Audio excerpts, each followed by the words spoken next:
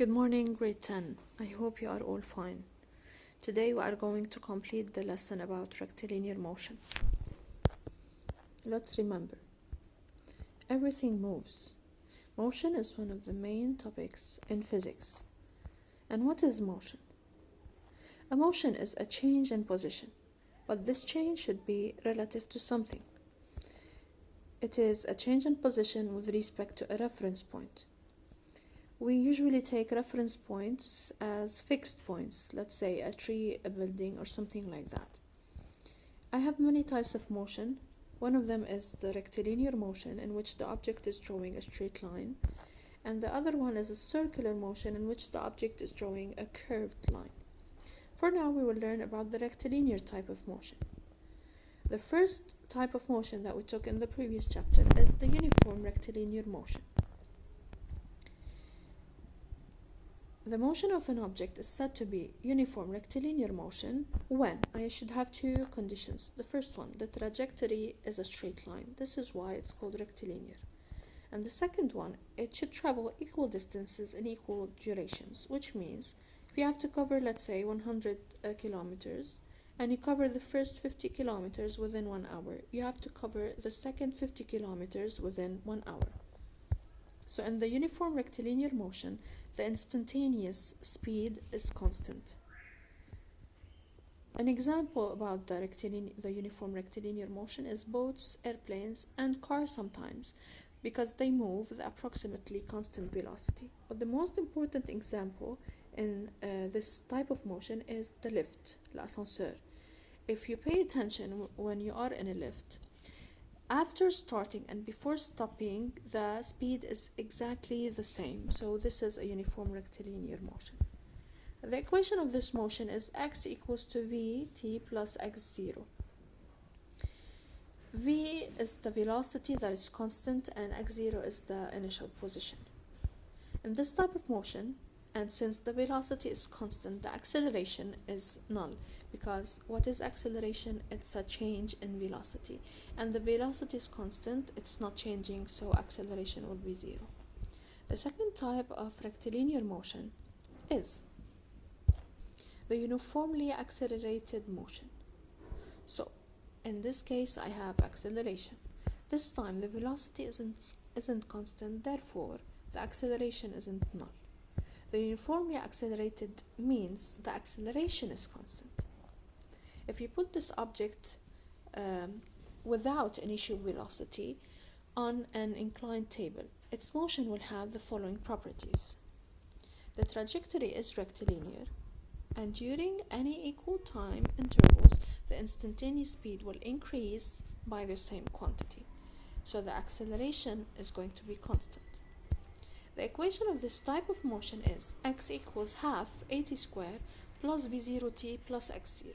x0 is the same like the previous equation, which is the initial position. v0 is a velocity, but not any velocity. It's the starting velocity or initial velocity. And a is the acceleration. If we take this motion, this example, let's calculate the acceleration for each interval of time. So I have t equals to 0, and t equals to 1, and t equals to 2, and t equals to 3, and the velocity for each of these times. So between 0 and 1, the acceleration is 2 minus 0 over 1, which is 2 meters per second square. Between 1 and 2, it's 4 minus 2 over 1, which is also 2 meters per second square. So if you stop here, if you stop this motion here, you can say that it is uniformly accelerated rectilinear motion because you have a constant acceleration. But if you complete it, it won't be uniformly accelerated, because the acceleration between 2 and 3 is 8 minus 4 over 1, which is 4 meters per second square, and it's different from the other two. Now let's take this example. I have a ball released. It's going to fall on the ground later on. The ball is 100 meters above the ground. So the question is, where is the ball after 2 seconds? To answer this question, I'm going to take 4 references, each one in a certain place. So if I take reference 1, The equation is x equals half at squared plus v0 plus x v0t plus x0. So v0 is equal to 0 in all the cases because the ball is released, which means I don't have a starting speed. x0 is equal to 0 in case of reference 1 because reference 1 and the ball are on the same horizontal line. And a is g, the acceleration of gravity, which is 9.8 meters per second square, but we will take it equal to 10 to make the calculation easier. So if you replace each term by its value, you'll get x equal half at squared plus v0t plus x0, which is half times 10 times 4. 4 is the t square, which is 2 times 2 equals to 20 meters. So after 2 seconds, the ball will be 20 meters from reference 1.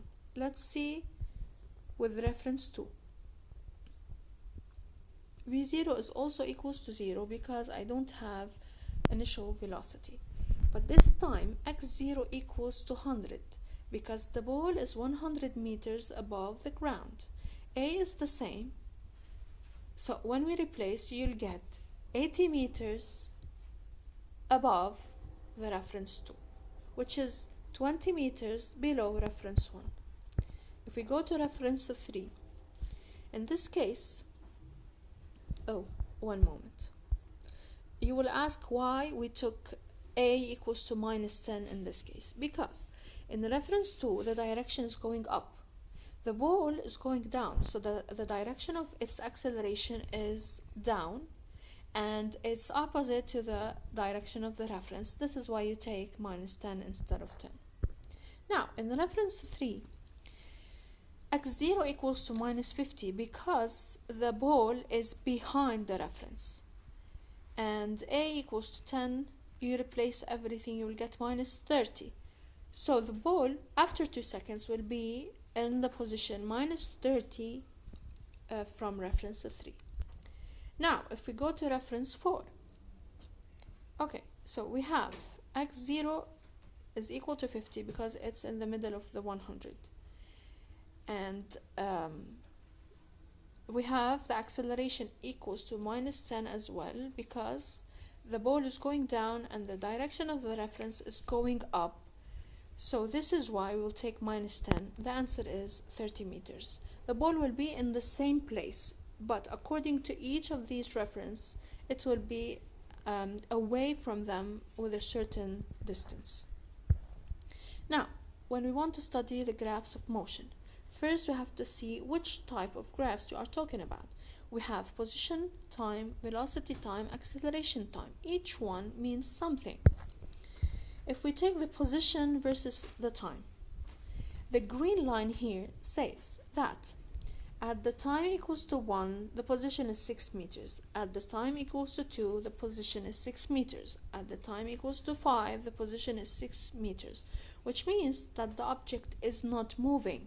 So if you have a graph of position and time and you have a horizontal line, it means the object is not moving. But if we take a look at the red line, you can see at the time equals to 1, you are at a certain position. At a time equals to 5, you are in a different position, so the object is moving. Now, velocity versus time. Okay, we also have a horizontal line in blue here, but here it doesn't mean that the object is not moving. It means that the object is moving with a constant velocity because at time equals to 1, the velocity equals to 4. At time equals to 2, the velocity equals to 4. At time equals to 5, the velocity equals to 4. So the velocity is not changing. This is why the acceleration is going to be 0. The other two lines, the red one is a decreasing velocity because we started with a velocity approximately equals to 7 meters per second, and with time, the velocity is going down. As for the purple line, the velocity is going up because we started with a velocity equals to 2, and then when you are at 5 seconds, the velocity is approximately 4, so I have increasing velocity. Acceleration is approximately the same as the velocity. I can have constant acceleration, increasing acceleration, and decreasing acceleration. Okay, now the graphs of motion. The first type of graph that we are going to take is velocity versus time, and it's a straight line, which means it's a uniform rectilinear motion. The velocity is constant. T equals to 1, t equals to 2, and t equals to 3. They are all equal. The velocity in all these times is equal to 5 meters per second. The second one we will take is the uniformly accelerated rectilinear motion. It's also velocity with time. In this case, t equals to 0, I have 5 meters per second. T equals to 1, I have 7. T equals to 2, I have 9. And t equals to 3, I have 11. So if you pay attention, the difference in the velocity is the same. From 5 to 7 is equal, from 7 to 9 is equal, from 9 to 11. You are adding 2 meters per second, which means the acceleration in this case is constant. The third one is the uniformly accelerated rectilinear motion. In this case, I have v equals to 10, and then v equals to 7, and then v equals to 4, and then v equals to 1. In this case, I am subtracting the speed. The speed is decreasing, but uniformly, because it's always -3 and -3. Okay, we will get back to these when I get more clear pictures. Thank you for now.